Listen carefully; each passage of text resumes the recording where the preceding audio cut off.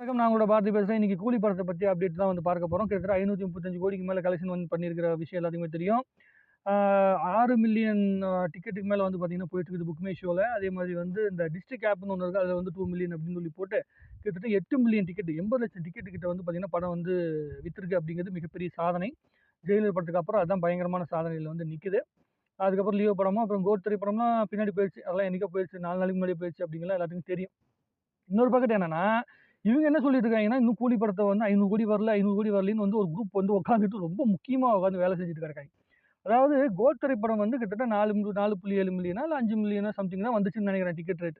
அதுவே வந்து 455 கோடி வந்துச்சாம். ஆனா வந்து கிட்டத்தட்ட 8 மில்லியன் டிக்கெட் கிட்ட போக போற அ கூலி திரைப்படம் வந்து பார்த்தீங்கன்னா, 490 தாண்டவே தாண்டாதாம் அப்படின்னு இவங்க உட்காந்து உருண்டுட்டு இருக்காங்க. இவங்கள எப்படி தான் சொல்லி புரிய வைக்கிறதுன்னு தெரியல. இவங்கள பொறுத்தவரைக்கும் என்னன்னா, எங்களால அவ்வளோதாங்க முடியும். அதுக்கு மேல நீங்க போவாதீங்க. 500 கோடிக்கு மேல போயிறாதீங்க. போயிட்டீங்கன்னா, நான் எப்படிங்க ரெக்கார்ட் பண்ணுவேன்? அப்படிங்கிற மாரி இவங்க உட்காந்து வேலை செய்றாய்ங்க. உங்கள யாரையா போ வேணான்னா, 500 கோடிக்கு மேல போற மாரி படம் பண்ணு. பெரிய ஆர்டிஸ்ட்ட கூட்டிட்டு வந்து உட்கார வச்சு படம் பண்ண முடியுமா? பண்ண முயற்சி பண்ணு. இல்ல அதுக்கு தகுந்த மாரி சப்ஜெக்ட்டாச்சும் எடு. இல்ல 2.0 மாதிரியோ, இல்ல வந்து எந்திரன் படம் மாதிரி சயன்ஸ் ஃபிக்ஷன் படம் பண்ண முயற்சி பண்ணு. அது உங்களுக்கு ஒர்க் அவுட் ஆச்சுன்னா, ஓடுச்சுன்னா சம்பாரி. உன்ன யார் வேணான்னேன்? தமிழ் சினிமால யார் வேணாலும் சம்பாதிக்கலாங்க. ஆனா ஒரு படம் நல்லா இல்லைங்கிறத நல்லா இல்லைன்னு ஏத்துக்காம இருக்கிறவன் கண்டிப்பா உருப்பட முடியாது. இப்ப அண்ணாத்த திரைப்படம் வந்து நான் ரஜினி சாரோட பயங்கரமான ஃபேனு. அண்ணாத்த திரைப்படம் நல்ல திரைப்படம்னு சொல்லி வந்து நான் முட்டு குடுத்துட்டே இருக்க முடியுமா? எனக்கு வந்து புடிச்சிருக்குன்னு தான் சொல்ல முடியும். ஆனா மக்களுக்கு வந்து எனக்கு அதுல சில விஷயங்கள் படத்துல வந்து ரொம்ப பிடிக்கும். ரஜினி சாரோட அந்த ஃபர்ஸ்ட் பார்ட்ல இந்த லுக்லாம் ரொம்ப பிடிக்கும். அண்ணாத்த படத்துல வந்து அந்த ஸ்டில்ஸ்லாம் செம்மையா வந்துச்சு. அவருடைய அந்த ஃபேமிலி ஆடியன்ஸ வந்து ரீச் பண்றதுக்கு உண்டான கெப்பாசிட்டிய வந்து சிவா அவர்கள் சரியா பயன்படுத்தல. அதே மாரி லிங்கா திரைப்படத்துல வந்து கிளைமாக்ஸ் போர்ஷன் இதெல்லாம் வந்து சரியா ஒர்க் அவுட் ஆகல. ஆனா அந்த ஃபிளாஷ்பேக் ரொம்ப நல்லாருக்கும். இப்படி ஒவ்வொரு படத்துலயும் சில விஷயங்கள் பிடிக்கும். பல விஷயங்கள் பிடிக்காமலாம் வந்திருக்கும். அப்ப என்னன்னா, அது நல்ல திரைப்படம்னு சொல்லி நம்ம முட்டு குடுக்க முடியாது. அந்த படத்துல சில இடங்கள்ல எனக்கு ஒர்க் அவுட் ஆகுது. பல இடங்கள்ல எனக்கு ஒர்க் அவுட் ஆகல அப்படின்னு சொல்லிட்டு போயிட்டே இருக்கணும். ஏன்னா, தியேட்டருக்கு வந்து ஆடியன்ஸ் உள்ள வந்து ஒவ்வொரு ஆடியன்ஸ்க்கும் ஒவ்வொரு விதமான ஒரு புரிதல் இருக்கும். சில திரைப்படம் வந்து எனக்கு சுத்தமா ஒர்க் அவுட் ஆகாத படங்களா இருக்குது. ஆனா அது வந்து ஆடியன்ஸ் பயங்கரமா வந்து ரசிச்சிருக்காய்ங்க. இப்போ குட் பேட் அக்லின்னு ஒரு படம் வந்துச்சு. அந்த திரைப்படம் வந்து எனக்கு செம்மையா ஒர்க் அவுட்டே ஆகல. ஏன்னா எல்லாருமே ரசிச்சாங்க. எங்க ஊர்ல இருக்க பல பேர் வந்து ரசிச்சாங்க. எனக்கு அந்த படம் ஒர்க் அவுட் ஆகாத ரீசன் என்னன்னா, அதுல கோர் கன்டென்ட் வந்து அந்த அப்பா, பையன்ங்கிற பாசம் இருக்குல்ல, அதுக்கான ஸ்பேஸ் வந்து ரொம்ப கம்மியா இருந்த மாரி இருந்துச்சு. பட் ஆனா என்டர்டெயின்மென்ட் ரீதியா அந்த படம் பயங்கரமா இருந்துச்சு. அந்த புலி புலி புலி பாட்டுலாம் இருந்துச்சுல்ல, அதெல்லாம் இவங்கலாம் வந்து தியேட்டர்ல பார்க்கும்போது எல்லாம் என்ஜாய் பண்ணாய்ங்க. பட் ஆனா ரிப்பீட் வேல்யூவான விஷயத்துக்காக அந்த படத்துல அந்த சில விஷயங்கள் இல்ல. அது எனக்கு வந்து ரொம்ப அதே மாரி அந்த பழைய பாடல்கள் எல்லாருமே பயங்கரமா பயன்படுத்திட்டாங்க. ரொம்ப நெறைய பயன்பட்டது. எனக்கு கொஞ்சம் லோவா ஃபீல் ஆச்சு. பட் ஆனா அந்த படத்த மக்கள் ஏத்துக்கிட்டாங்கன்னா, நம்ம ஒண்ணுமே பண்ணவே முடியாது. சூப்பரா இருக்கு அப்படிங்கிறாங்க மக்கள்னா, ஐய்யய்யோ! அவங்க ரசிக்கிறாங்க. நமக்கு அந்த ரசிப்பு தன்மை இல்ல. அவ்வளதான். எனக்கு பிடிக்கல, மக்களுக்கு பிடிச்சிருக்குன்னா, அப்போ ரிவ்யூவர் அப்ப நம்ப மக்களுடைய பல்ஸ பிடிக்க மறந்துட்டோம் அப்படிங்கிறத நம்ம புரிஞ்சுக்கணும். அத விட்டுட்டு, நான் வந்து ரிவ்யூவர் நான் சொல்றது தான் படம்ன்னு சொல்லி நம்ம பேச முடியாது. அட் லாஸ்ட் எங்க போய் நிக்குதுன்னா, ரிவ்யூவருக்காக படம் எடுக்கல. ஒரு ரிவ்யூவர், கிரிட்டிக்ஸ்க்காக மட்டுமே வந்து ஒரு சினிமா எடுக்கிற டைரக்டர் படம் எடுக்கல. மக்களுக்காக தான் எடுக்குறாங்க. அந்த மாஸ் ஆடியன்ஸ்க்காக தான் எடுக்குறாங்க.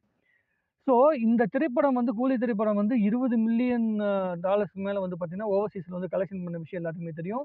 அதே மாதிரி வந்து பார்த்தீங்கன்னா, இந்த புக் மை ஷோல டிக்கெட் பயங்கரமா போனது தெரியும். ஆஸ்திரேலியால, நியூசிலாந்துல பயங்கரமான கலெக்ஷன். நார்வேல இந்த படம் தான் வந்து அதிகமான டிக்கெட் வந்து புக் ஆயிருக்கு அப்படிங்கிற விஷயம் வந்து மிகப்பெரிய சாதனைகள் புரிஞ்சிருக்குது. ஆ தெலுங்குல வந்து பெரிய கலெக்ஷன் வந்துருச்சு. அதே மாரி ஹிந்தில வந்து நல்ல கலெக்ஷன் வந்துருச்சு. 2.0க்கு பிறகு வந்து நல்ல கலெக்ஷனு. ஹிந்தில அப்படிங்கிற விஷயத்த எல்லாருமே சொல்லிட்டு இருக்காங்க. ரொம்ப சந்தோஷமான இடத்த நோக்கி நகர்ந்திருக்கு. இந்த பிளான்ட் நெகட்டிவ் ரிவ்யூ மட்டும் இல்லாம யுஎஸ் சர்டிஃபிகேட்ல மட்டும் படம் வந்துருந்துச்சுன்னா, ஃபேமிலி ஆடியன்ஸ் வந்து ஃபர்ஸ்ட் வீக் அப்புறமேட்டு டேக் ஓவர் பண்ணியிருந்தாங்கன்னா, அதுக்கப்புறம் இங்க இருக்க ரிவ்யூஸ் எல்லாமே ஆஃப் ஆகி போயிருப்பாய்ங்க. இன்னும் 100 கோடிக்கு மேல கலெக்ஷன் வந்திருக்கிறதுக்கு வாய்ப்புகள் அதிகம். 600 கோடி, 700 கோடி கிட்ட வந்து நெருங்கறதுக்கான செம ஸ்பேஸ் இருந்துச்சு. லோகேஷ் கனகராஜ் அதுல கொஞ்சம் வந்து லூஸ்ல விட்டாரு. அதனால வந்து கொஞ்சம் லாக் ஆயிருச்சு. மத்தபடி விஷயம் கிடையாது. ஜெயிலர் 2ல அது கண்டிப்பா நடக்காது. ஜெயிலர் 2 பத்தி வந்து நம்மளுடைய நெல்சன் வந்து நேத்து வந்து பயங்கரமான ஒரு பேட்டி குடுத்துருக்காப்ல. படம் எழுதும்போது எங்களுக்கு ரொம்ப புடிச்சிருக்கு. இப்பயும் நல்லா ஒர்க் அவுட் ஆகிட்டு தான் இருக்குது. மக்களும் ரசிப்பாங்க அப்படிங்கிற நம்பிக்கை எனக்கு இருக்கு அப்படிங்கிற விஷயத்த ஒரு நம்பிக்கைய குடுத்துருக்காப்ல. அது மட்டும் இல்லாம இந்த நெகட்டிவிட்டி எல்லாம் வந்து பார்த்தீங்கன்னா, ஆல்ரெடி இந்த படம் இருக்குல்ல, பீஸ்ட் படத்திலேயே பயங்கரமா பார்த்துட்டாரு. நெல்சன் வந்து பீஸ்ட் படத்தில பார்த்த நெகட்டிவிட்டி மாரி அந்த எந்த படத்துக்குமே அவர் வந்து லைஃப்ல பட்டதே கிடையாது. ஆனா அதையும் தாண்டி ஜெயிலர்ங்கிற ஒரு படத்த குடுத்து பெரிய சாதனை புரிஞ்சிருக்காரு. ஸோ ரஜினி சார் வந்து அவ்வளோ சீக்கிரம் வந்து 2ண்ட் பார்ட்டுக்கு வந்து ஒத்துக்க மாட்டாப்ல. 2.0 படத்துக்கு எதுக்கு ஒத்துக்கிட்டாருன்னா, அது வந்து இந்த குளோபல் லெவல்ல வந்து ரீச் ஆகும் அப்படிங்கிற விஷயம், மார்க்கெட் இன்னும் பெருசாகும் அப்படிங்கிறதுக்காக தான் அந்த படத்துக்காக ஒத்துக்கிட்டாரு. அதான் அந்த விஷயத்தையும் செஞ்சு முடிச்சது. மிக்ஸ்டு ரிவ்யூ வந்திருந்தா கூட அந்த படம் வந்து கிட்டத்தட்ட ரூ. 800 கோடி பிசினஸ் வந்து பண்ணுச்சு. அதுதான் இது வரைக்கும் இண்டஸ்ட்ரி ஹிட்டா இருக்குது.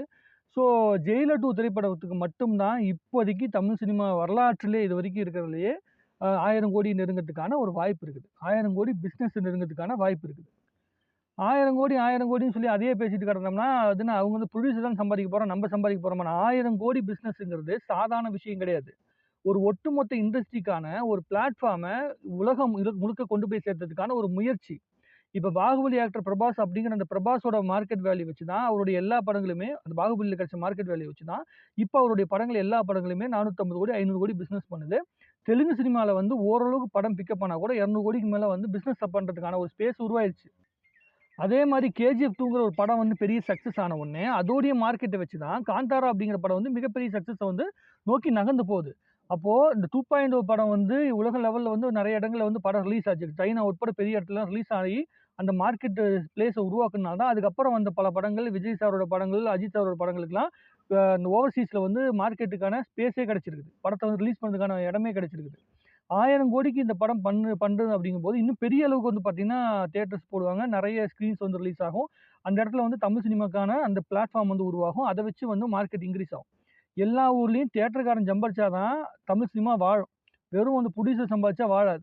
1000 கோடி பிசினஸ்ங்கிறது தியேட்ரிக்கல் பிசினஸ் மட்டும் 1000 கோடி வந்துச்சு அப்படின்னா, இந்திய லெவல்ல வந்து தமிழ் சினிமாவுடைய வந்து வேல்யூ இன்கிரீஸ் ஆகும். அதுக்கான முயற்சிகள் தான் வந்து எடுத்துட்டு இருக்காய்ங்க. அத இங்க இருக்கிற ரிவ்யூவர்ஸ் தன்னோட வயித்த நிரப்பத்துக்காக, இல்ல ரிவ்யூவர்ஸ்ங்கிற பேர்ல இருக்கிற இந்த காசுக்காக பண்ற வேலை செய்றவங்க, அப்புறம் இன்ஃப்ளூயன்சர்ஸ்ன்னு இருக்காய்ங்கல்ல, அவங்கலாம் பணத்த வாங்கிப்புட்டு இஷ்டத்துக்கு உருட்டிட்டு கிடக்குறாய்ங்க. இவங்க தான் இண்டஸ்ட்ரி வந்து பார்த்தீங்கன்னா, அதல பாதாளத்துக்கு தள்ளிட்டு இருக்காரு. ஏதாவது அந்த அம்மிக்கிட்டும், பிதிக்கிட்டன்னு உட்காந்து கதைய பண்ணிட்டு இருந்தோம்னா, சமூக நீதி பேசிட்ட கதைகள், அரசியல் சம்மந்தப்பட்ட கதைகள். அப்படி சமூக நீதி அதுன்னு சொன்னோம்னா ரொம்ப உணர்ச்சிவசப்படுவாய்ங்க.